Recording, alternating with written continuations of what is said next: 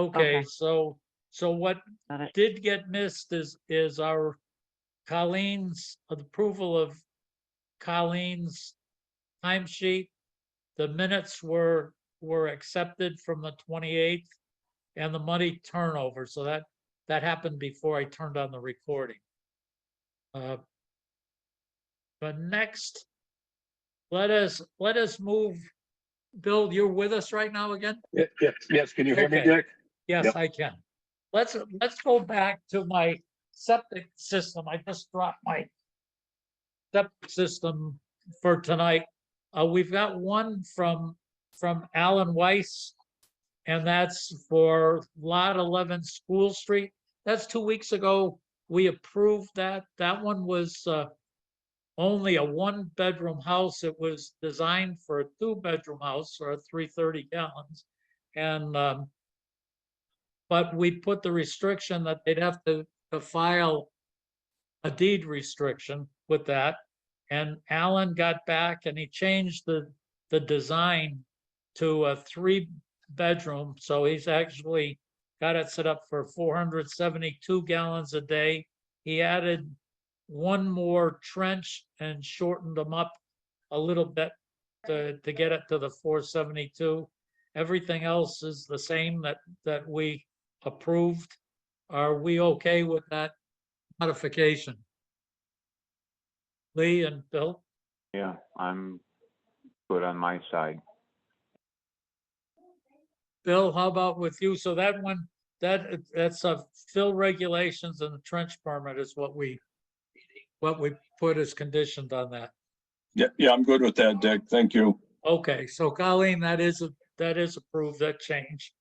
The next one that we have is it's a letter that we received from the owner of 109 Pleasant Street to build another garage, a large garage with an 800 square foot dwelling unit. That property has history of it on it.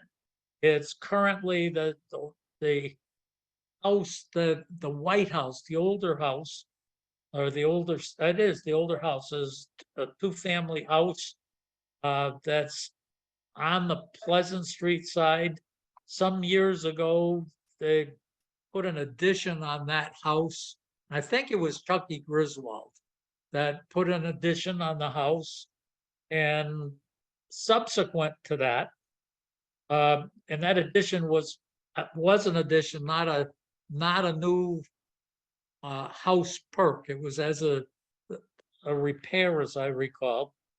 And subsequently, the owners of the 2 properties, or the single property, requested that the new house or the new section be broken off with a small space between the old house and the addition, and split the property.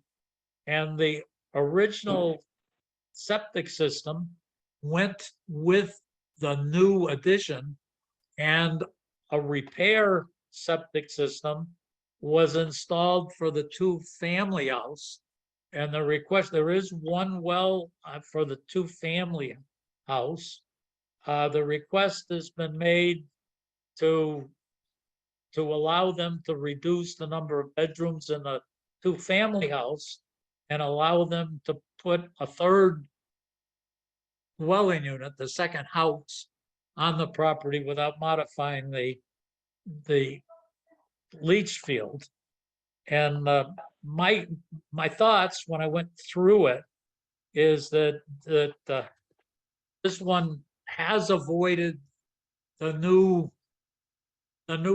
construction perk process, but the issues there that it's a high water table.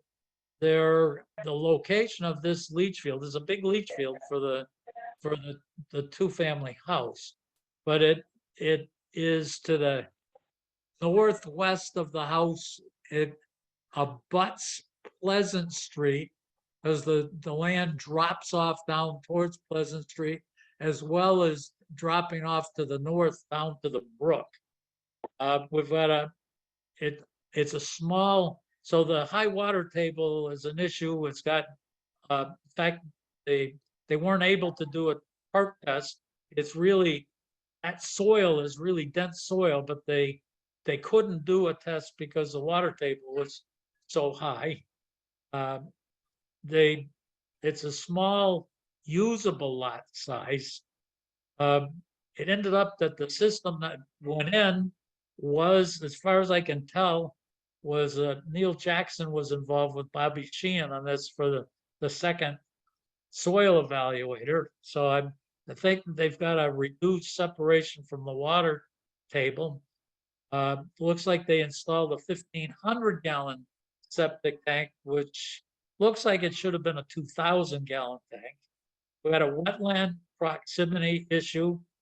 I had this one with this size area is a nitrogen sensitive. It's a sensitive area to start with, and it's a nitrogen loading issue.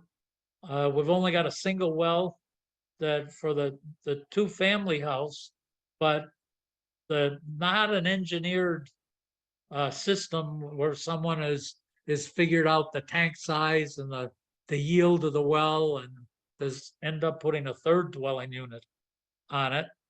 I've written down that it's a previously subdivided lot, and they did that the last time and avoided the new house septic regulations without, so they haven't done the proper perks for new construction. It's a pump system. There is a power line easement on to the north of this. In fact, I think, Bill, before you were on, the power company was in to talk to us about the difficulties of doing their work down there, because at least the power company said the system or part of one of the systems, maybe the original system, was installed on their property without permission or on their easement without permission. As I looked at this, the issues that the code requires, once you go above 2 dwelling units, you have to have a dual pump with a separate power supply for it. I'm concerned with that what really what's needed here would be a nitrogen reduction system and an engineered water supply. My feeling with this is that this is a really tight use of land, that we've gone from an area that we'd normally think is a single family house. So we've already now got a 2-family house up in the front, another house on the lot that was subdivided, and now we're talking about a 4th dwelling unit in this area. So my feeling is that we absolutely shouldn't be backing off on what's required here to put this in a safe environmental way. But anyways, we owe this person an answer. Bill and Lee, what are your thoughts?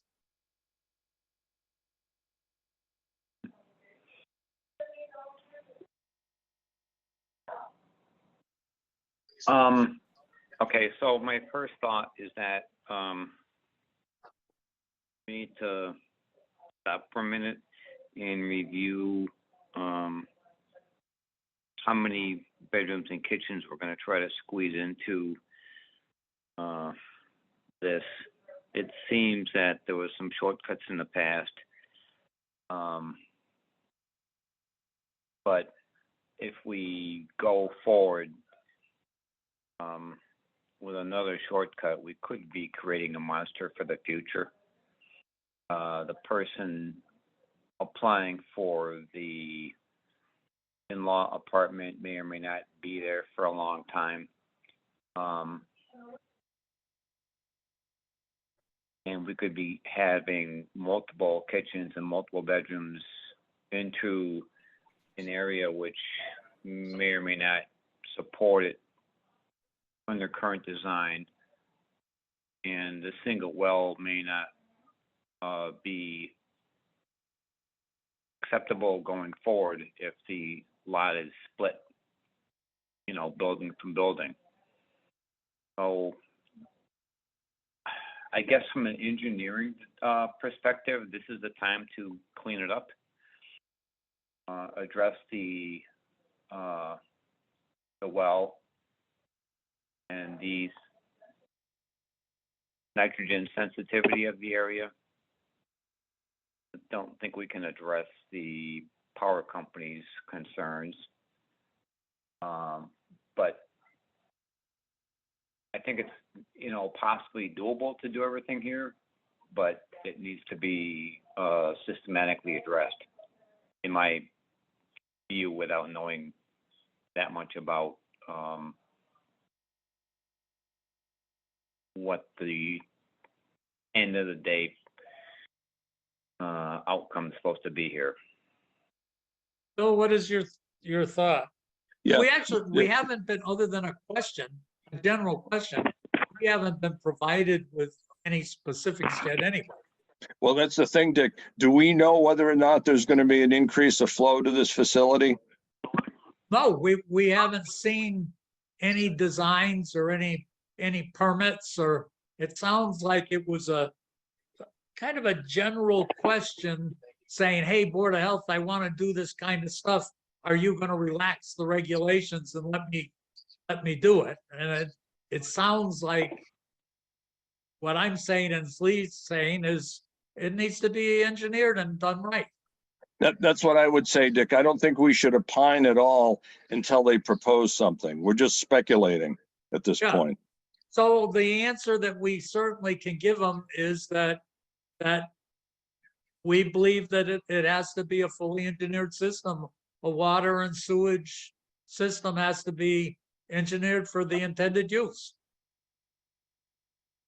Mm. So that's what all three of us said, Colleen. Okay. Okay. Our next one.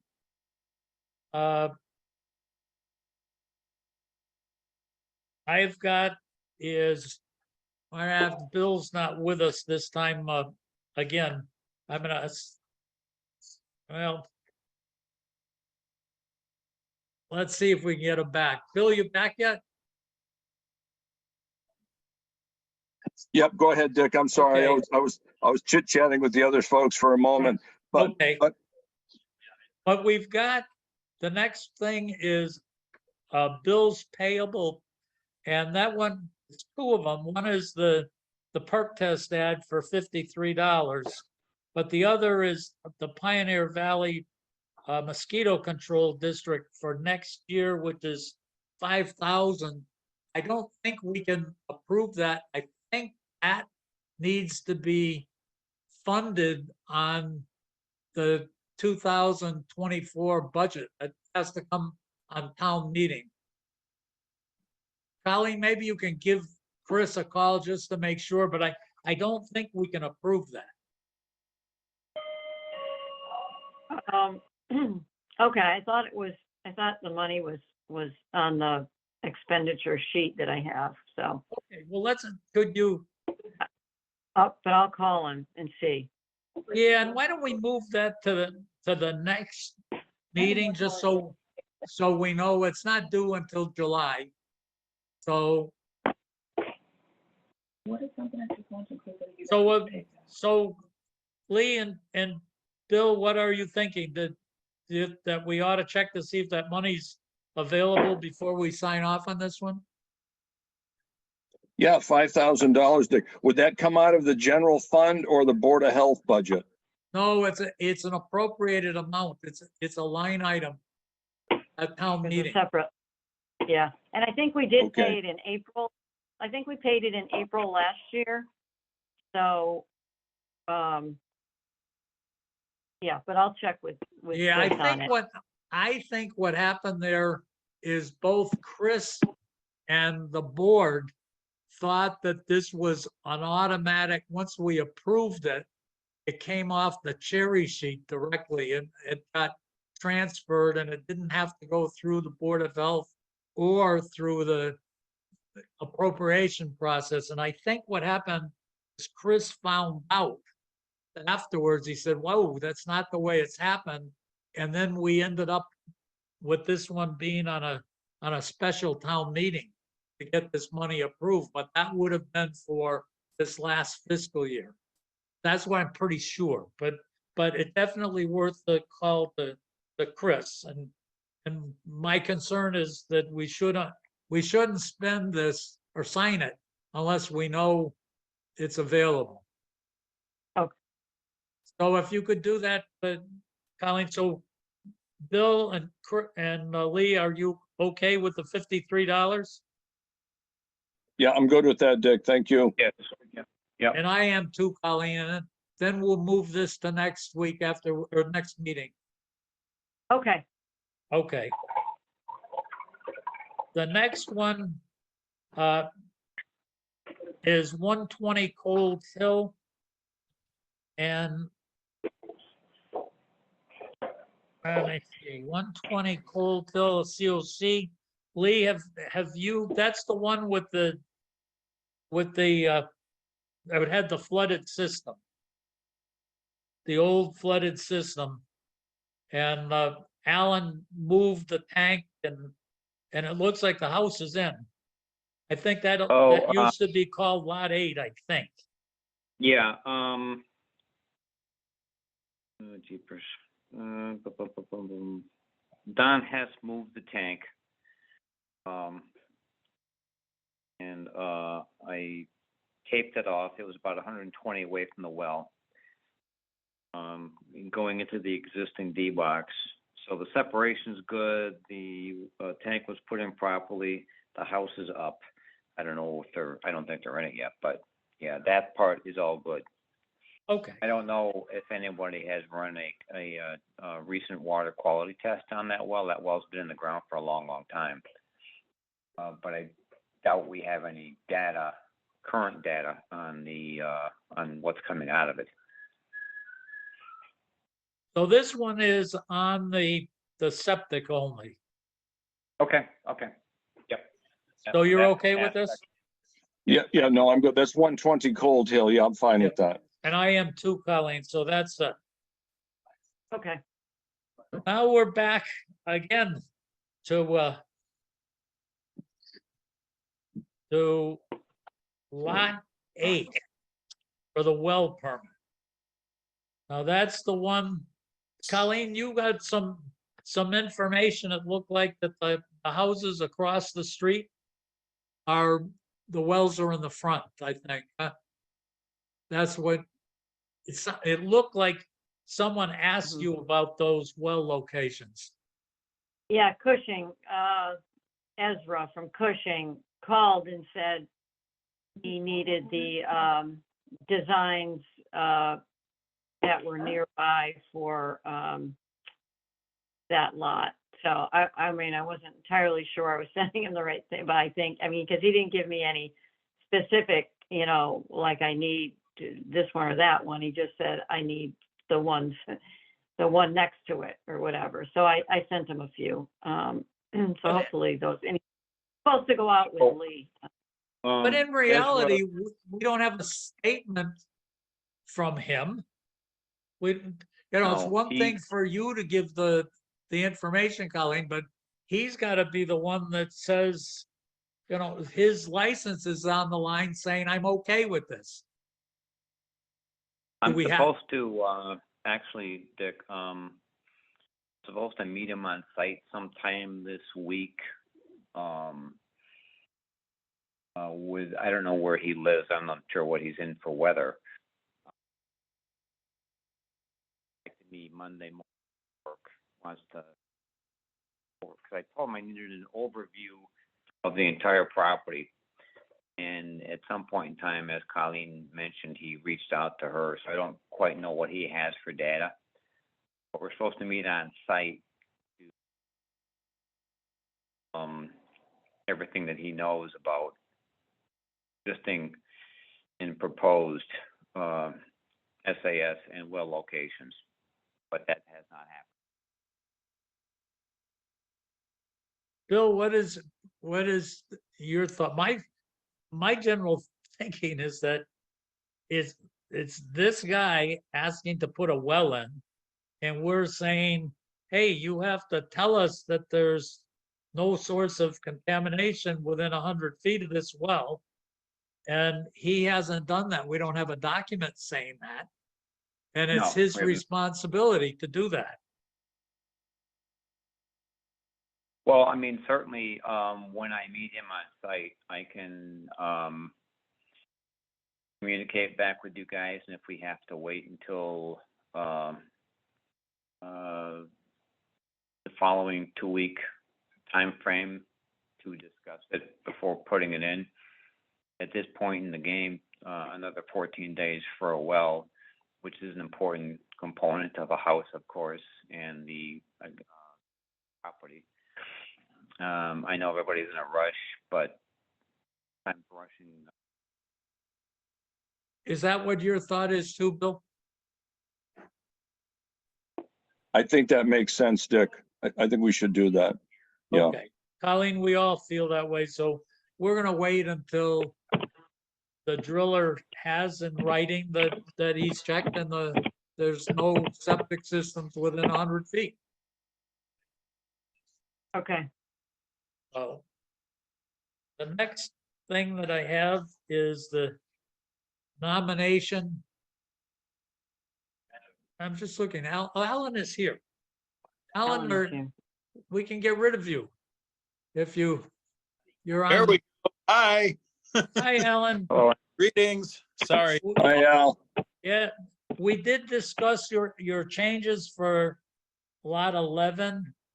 And we approved it for our 3-bedroom design, and it was subject to our fill regulations and our trench permit requirements. So it's just we approved your change design as you submitted it.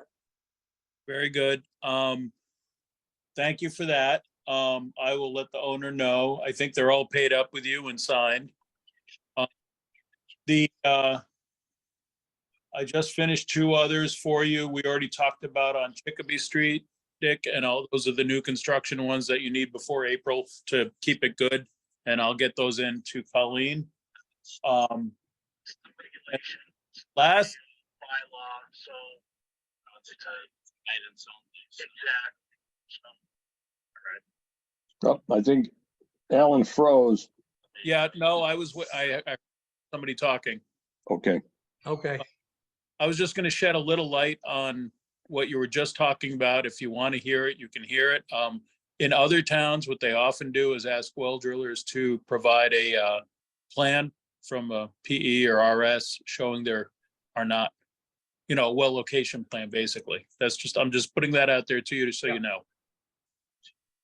and that makes sense. Anyway, So- thank you for what you've done there, and I'll see you on the next one. Okay, good night, Al. Good Take night. care, Al. Thank you. Yep. Bye. thank- Our next one is, it looks like we're lucky enough to have Tom Fleva still interested in being our animal inspector. Are we gonna appoint him? I think so, Dick. I think prior to here's a trivia question. Who was animal inspector prior to Tom Flabat? It may have been Giles DeWitt. I think you're right. I think you're correct. I don't know that, but it's a long time. And the ago. reason If you is because I was on the Board of Health at the time in the 90s.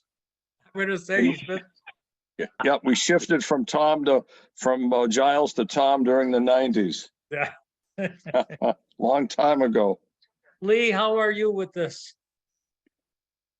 As long as he's, gonna keep taking, the job,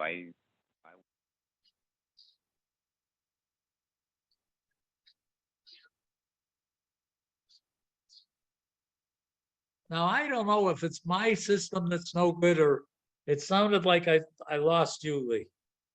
no, I Okay. would, for sure want him back in that position. Okay, Colleen, we're all 3 are in agreement that we're gonna nominate him. Okay, great. Okay. The next item on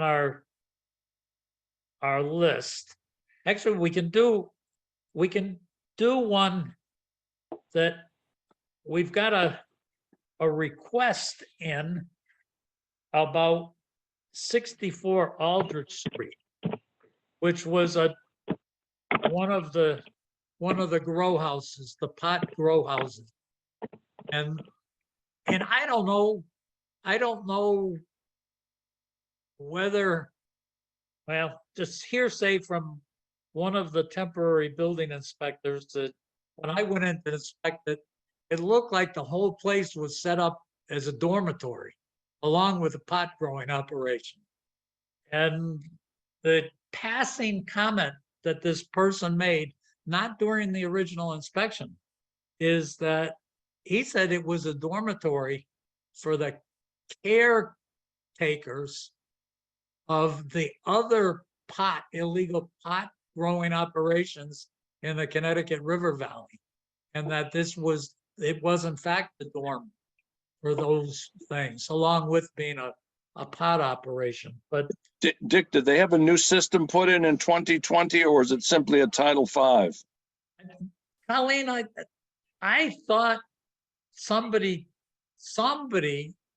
in passing, the real estate agent, I think said a new system. However, as I look at the regulations, after we get to beyond this and go to 276 Amherst Street, turns out that anytime that there's a change in use or there is a building permit required to do work for even if it ends up being the change in the same use. But in this case, definitely being what we think is a dormitory and a pot growing operation, that it's no longer a dormitory and a pot growing operation. The code says that it absolutely needs another Title V inspection.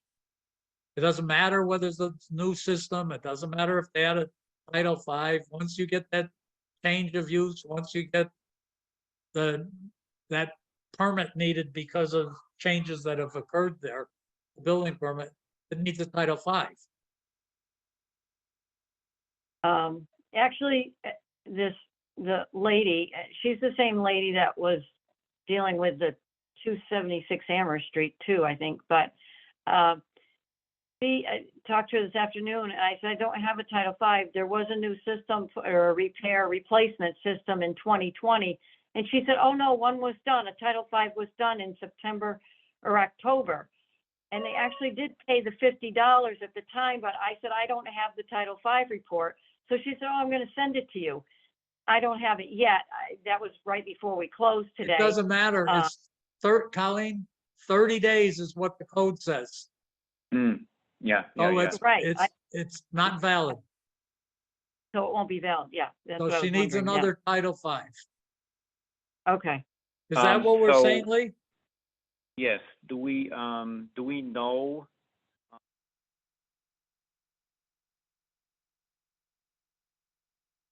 Similar to 276, has the building inspector been in there or the police when they seized it? I'm not sure of the history, whether in fact it was just a place to sleep and eat or whether or not it was similar to the house that you were in with Lynn and the building inspector a week or two ago, Dick. From our standpoint, Colleen, did we condemned that one too, I think, didn't we? Yes. Yes. So that if we look at it, we haven't released the condemnation. So we would have to get the report from the building inspector, the fire chief. Then we could do, once they say it's ready to go, then we could do an inspection to say we're going to pull our condemnation, but on top of that, it needs a Title V that Lee has to witness. Mm-hmm. So both of those things. Is that what you see, Lee? And I think Bill's still on the other computer. Yeah, I believe if my memory is of any value that, Yep. Ellen Weiss Sorry, Dick. was involved with the last, repair years back on this. Okay. For what good that does. But anyway, the point is that we don't know what the interior of the house went through. And reading your Title V excerpt, which is valid, of course, that when you go down through 310 CMR, You might want to finish the administrative duties, Ed and Dave. Well, Bill, you're in the wrong, you're talking Oh, to the wrong Okay, people. I'm sorry. No, regarding that 64 Aldridge, Dick. So they're going to do another Title V.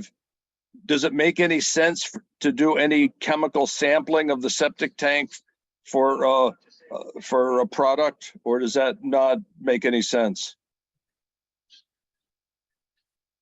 I don't know that what's going in there that could have done anything to it. I just don't know. Okay, It looked like when we went to DEP about it, they didn't say that we should be doing that. okay. But for sure, since it's a change of use, it doesn't matter that it's a new system, it's a change of use. And the code says you do an inspection. Okay, fair enough. And Lee, Greg Briggs was having them replace material, sheetrock, because there was mold all through the whole cellar.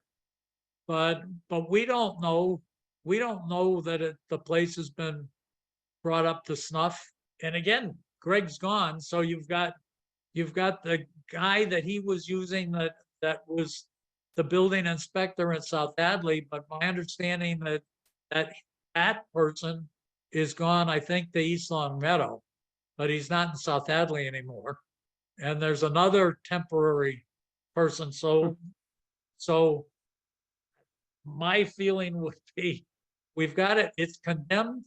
We need to know that all of the things that needed to be fixed, according to the building inspector and the fire chief, need to be done. We need to have something in writing saying that it's done and habitable, and then we can do our inspection.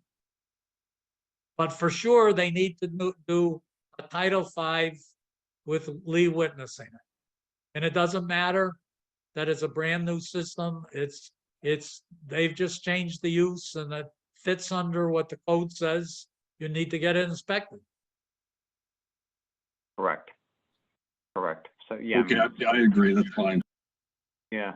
Now, if something comes up, whatever, does the DEP in Springfield or the state of Massachusetts Department of Public Health, because this is somewhat new territory with these homes, do they have any, not jurisdiction, but any guidance as to what, if anything, we should be aware of or looking for to know that it will or will not be, other than the physical visuals that we go through, something else to look out for, which is going to make this system have a life of about, 9 months. There's no way to know what might have entered that tank and the SAS as a whole. We didn't do what Colleen found out the last time. They didn't have much guidance. And the other thing is, what happens when someone pumped it out and whatever was in there is treated and in the river. Okay, okay, so just do a straight up Title V and for the best foot forward. Okay, yeah, no issue. So I guess that answers the real estate agent's question. Mm-hmm. If we go to the 270, that's the next one on the list, is 276 Amherst Street. The Megan Ziomek got back to me and she said that she did not want to go any further with it. And we didn't have to really discuss the house. It turns out when I looked at the things that Bill, you were saying, you know, they're going to go back and say, hey, this is what it was designed to do in the past. And the fact that they changed it and went back again is what's going to be the thing that governs what's going on. Well, there's certainly, once we find out what the intended use is, I have a feeling that it's going to be significantly more than the 3 bedrooms that they said, whoever it said it was designed for. Certainly I saw 5 bedrooms in there. And the other is worth, once we get Bill back. I don't know if you saw my email, Lee, about these Title V inspections. I did. It is very interesting that I erroneously, and I went back to when I talked to, or when I wrote to Attorney Ziomek, was wrong in thinking that we don't have much authority when we come out saying, gee, these are unusual soil conditions in this particular case, that you could end up getting in the rocks and polluting the lake, and who knows what the size is. And when you look at systems that we've seen that the inspectors say, hey, it's not malfunctioning, but there's only 3 feet of leach field. All of that, and that document that I sent out to the board on Title V, it clearly says if we've got any feeling that, you know, even when it looks at water table separation and someone says, hey, all it's got to be is above the water table and we're home free, that clearly says that if we think that it's too close to the water table, we just say this thing's got to be replaced. So Yeah, I'm reading the 310 CMR 15.303 excerpt that I got from you. And 5 paragraph 2 talks about that. yeah. And it's fairly clear. Yeah, so in this particular case, we probably, once you get into this thing and say this is some probably unique soil conditions, we certainly can, with the change in what's going on in that house, at a minimum, we have to get that system dug up, that we can look and say, is the system designed for the intended use? It's just not a Title V. We can look at that. We can look at proximity to water. So we're far from powerless when these lousy Title Vs come in and they say, hey, it met all those 6 things. Well, that's only a by definition failure, that all these other things that we can look at and say, yeah, but just because it's an inch above the water table, it's not what we think is good enough. So as I said to Attorney Ziomek, I said, actually, I thank you for being so persistent, because it forced me to go sentence by sentence through that section of Title V, and I found out that, that your question about saying, gee, I don't think you guys can require that for those reasons. I said, you're right. Looks like we couldn't.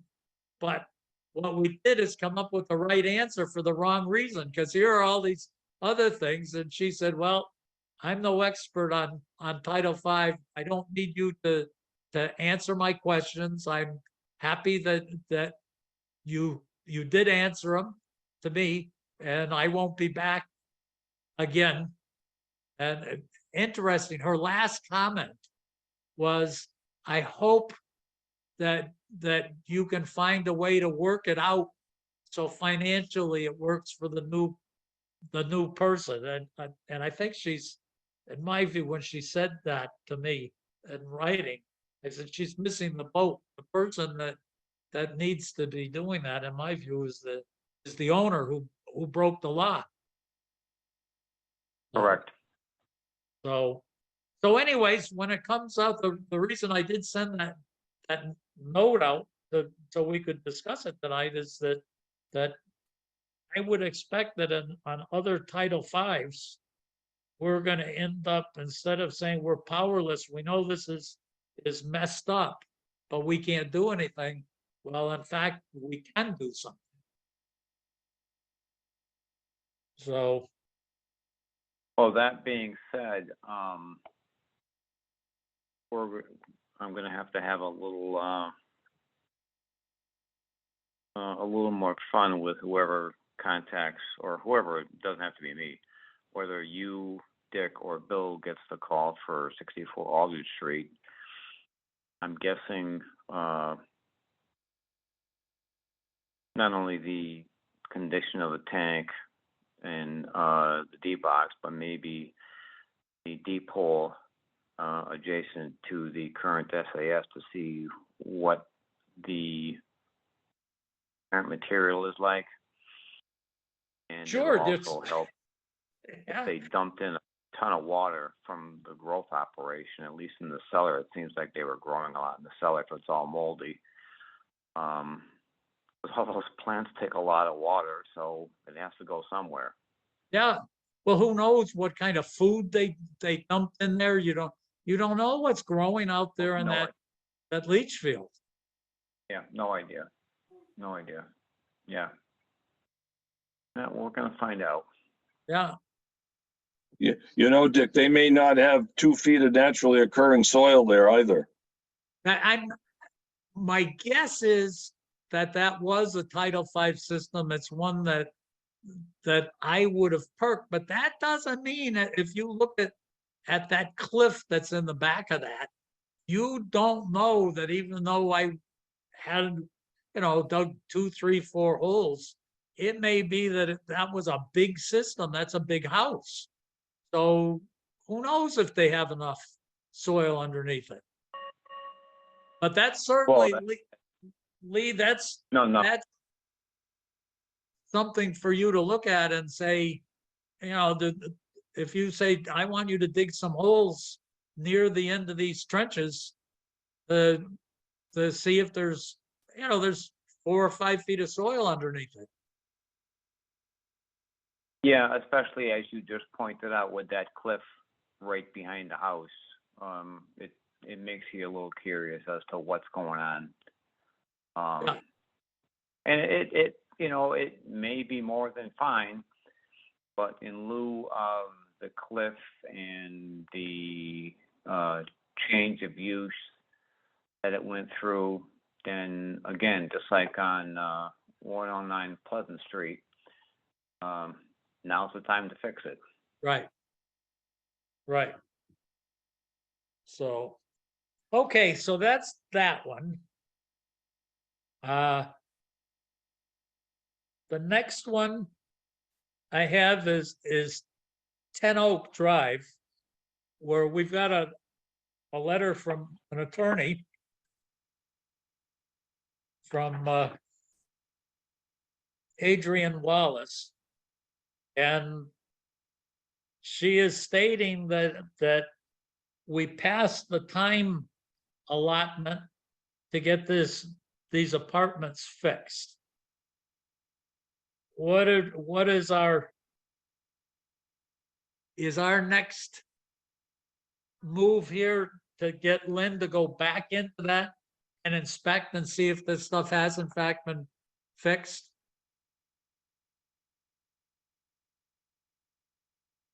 Bill and Lee? I need a re-kick on. I'm not sure what we're referring to here. For this building, depending on if you have a dewatering situation, because again. I've had a feeling, Bill, is that you that's Oh, got no, background noise happening? let me mute myself. So Lee, what we have here is that at 10 Oak Drive, which if you go down at Greystone and take a left at the bottom, the last house on the right is a two-family house. And we had complaints that people were sick. The owner and I guess maybe both of the tenants said that there was mold and Lynn went in and inspected it. She did not find any material that were hazardous that said you have to get this done in 2 days, but she had several things that said had to be done in 30 days. And the attorney is contending that the repairs were not made. And she's asking us, in fact, her last paragraph is, we urge you to take swift action to enforce the correction order and hold Mr. and Mrs. Don Puchohan accountable for their failure to comply. I also request that you impose the penalties allowed under 105, whatever, for each day that the landlord remains in violation of the correction order. These penalties are necessary to send a strong message to landlords that they must comply with the sanitary code and maintain safe and habitable housing for their tenants. So at this point, I don't see how we can, impose penalties unless we find out that in fact the conditions weren't rectified, the violations were rectified. Yep. And Lee, Lee agrees. Bill. Yeah, Dick. So this, we're talking about Oak Drive. So Yeah. has Lynn been there several times? I think one time, Colleen, is that correct? I think once, yeah, as far as Dick, I know. once. have you or Lee been there? I have not. Okay. I have not.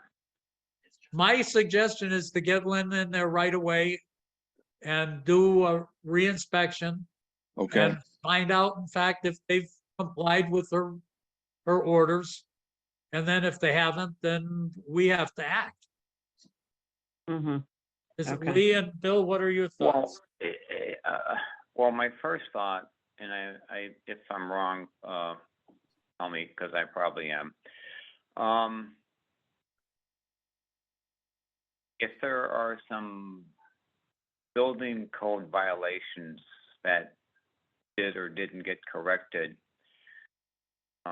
with a part-time board and Lynn is doing her best, is this something that the town should be doing? Should the attorney be hiring a professional home inspection service to try this? I don't know that, and I could be mistaken. I don't know that the town of Granby or any town be doing the work for the attorney, because it sounds like it's going to go to litigation. Yeah, but the person, the tenant, has a right to ask for a housing inspection. And then Sure. and the town needs to do that. We did the housing inspection. Lynn found some violations that they weren't critical violations. It wasn't something like you've got wires exposed that you're gonna get killed because of these. It Right. was things that she said, these need to be fixed in the next 30 days. And the attorney, it's a thing here where, as I recall, that they were concerned mainly with mold, which there are no standards on the mold, but Lynn went in and said, gee, I've seen some evidence that there is water that's come in here, and she ordered it to be fixed. Now, we don't know that they're not fixed. Right. I got you. Okay. So it would seem the appropriate thing is for Lynn to go back in and say, okay, I'll do the reinspection, see if they're done. If Lynn thinks they're done, then the attorney can hire their person to say, well, I don't think it's done well enough, and do whatever they need to do. But in this case, if Lynn says, oh, it's not done, then we have to go do the thing we're supposed to do for housing violations. I get it. Okay. Yep. I understand. But to jump, we would look very foolish if the landlord says, look here's the receipt. I get paid someone to do this, it's all done, and you guys are giving me this flat. So it would seem to me that the proper thing is for Lynn to say, okay, the time's up, let's go in. The tenants should be more than willing to let Lynn in. So if Lynn gets in touch with the tenant and then gives us a report. Yeah, that's fair. And as you said earlier that Lynn had already been there one time.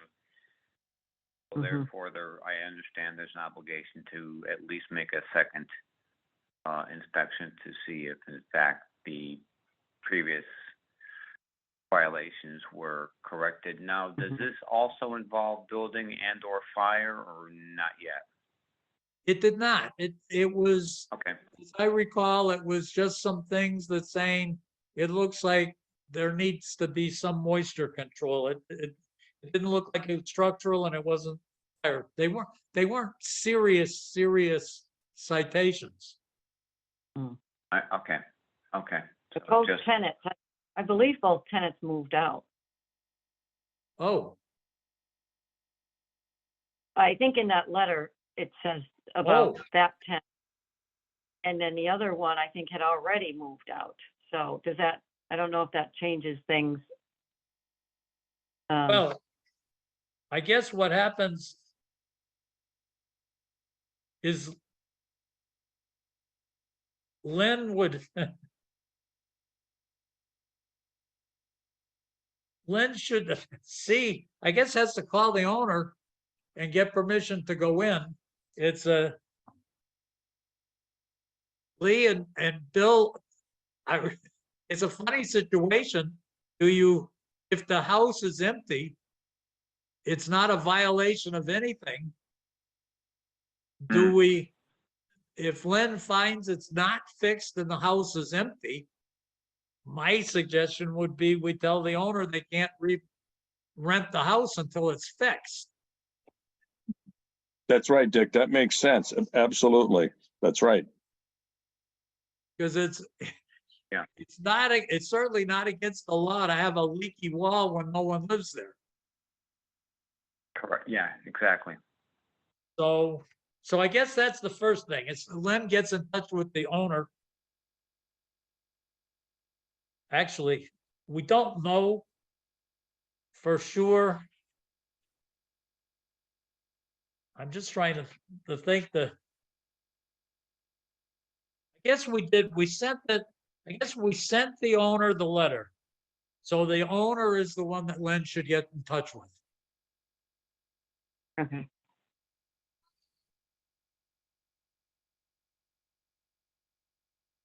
All right. Yeah.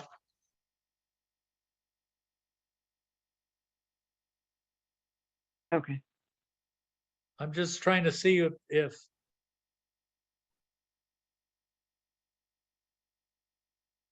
I don't see for sure, but I guess the answer is Lynn has to do the inspection And then if it's fixed, everything's better. If it's not fixed, if they still live there, that's one action we have to take. If no one lives there, then that's a different action we have to take. Okay. Maybe it says it in the email. I Yeah. don't remember, but, Yeah. oh, okay. The next thing that I have is remote meetings. Have you heard anything else, Colleen? No, I haven't. Lee, have you heard anything? I got a brief email from Mindy Dome's office. The Senate has a bill or a proposal, and to the best of my knowledge, they have not acted upon it. They believe it's going to pass, but until, of course, it does, then, Yeah. Hands off. But they believe at least through 2025, that's the intent. Yeah. Going forward. I sent back my support for that activity to go in that direction for sure. Okay. So it seems encouraging, but who knows? So next week or the next meeting, we're still going to be doing this. And then Colleen, are we still, is it the 31st? Can you just check on it to make sure it's the 31st that our next meeting can in fact be remote? Yeah, it is. Yeah, it is the It is. 31st. I think. Okay. But I'll Okay. double check. But yeah, I'm sure it is. So yeah, So- because I know we've got. Yeah. So if at the next meeting, it isn't settled, we'll have to decide, are we gonna skip the following meeting? Or, postpone it? We'll just have to make that decision the next time. The thing that's really good is that the city of Boston is strongly behind this. So, Well, that's where the power is. So Dick, this is not a done deal yet? I thought it was a done deal. not that I know of, and Lee thinks that it isn't through the Senate yet either. The House is, according to that note that Colleen passed along from Mindy, the House did pass it, I think. So let's hope that it's straightened out in the next 2 weeks. Mhm. How about other business email? What else? Anything else in front of us, Colleen?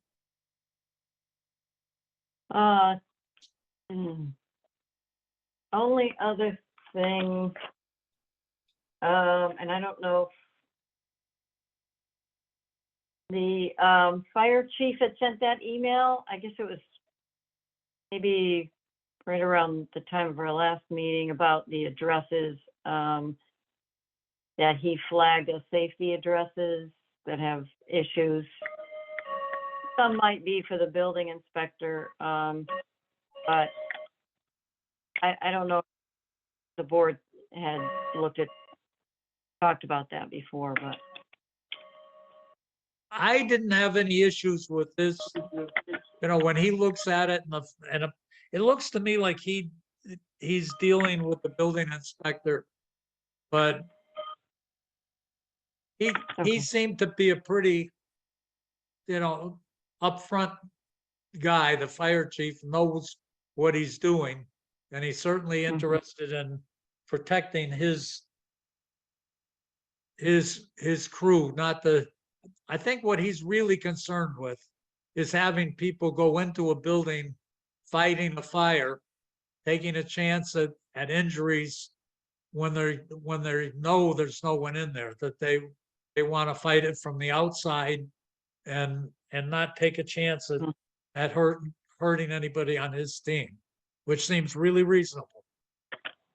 Mm-hmm. Lee and Bill, did you have problems with the list that the fire chief put out? No. Colleen, did you forward that to me? I don't recall seeing it. Yeah, I did. Yeah. Okay, he okay, I'll was look right. at that at a later date then. I Thank can send it to you again. Okay, no worries, no worries. Dick, do we know Okay. who the building inspector is? Not that I don't. We have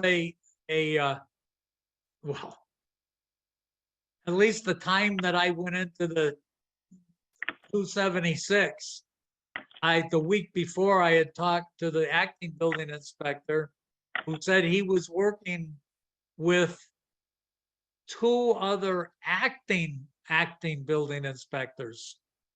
And so the person I don't have his name when he went to 276, certainly was knowledgeable.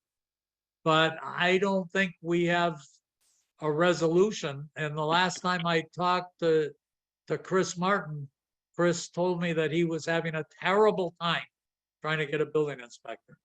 Okay, because again, we had Greg Briggs for several years at 30 hours and we had a terrific relationship. All the boards had a great role. So again, I hope they don't cheap out and try to hire a 10-hour-a-week person. I hope they hire a full-time person. I know what Chris told me is that he was advertising with a significant amount of money for a full-time person. So, and it may be that there just aren't enough of these people. We may end up sharing, I don't know how we're gonna do it. I think it's gonna be the same thing that's happening with health inspectors. I think as the state comes down and says everybody has to have a health inspector, and there's only so many available, I don't know how you get there from here. Okay, thank you. So what else do we have? Don't have anything else. Lee, Bill? Dick, thanks for bearing with my multitasking Okay. here. Okay. Okay, everybody. Good night. Thank All you, right, have a folks. good night. Thank you. See you soon. Bye. Thank you.